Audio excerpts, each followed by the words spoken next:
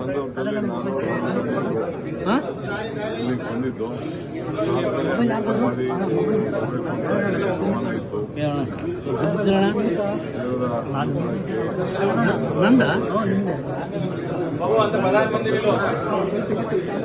ಎಲ್ಲದಕ್ಕೂ ಕೂಡ ಗುರುಗಳ ಅವಶ್ಯಕತೆ ಇದೆ.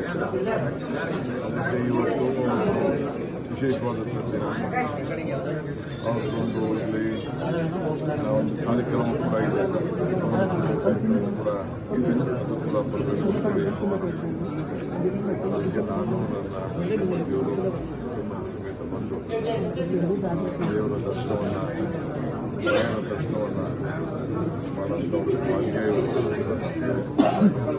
ನನ್ನ ಜೊತೆ ಅನೇಕರನ್ನ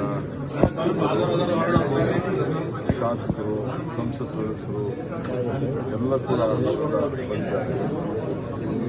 ಕರ್ನಾಟಕ ರಾಜ್ಯದಲ್ಲಿ ಅವರು ನಮ್ಮ ಮೂಲ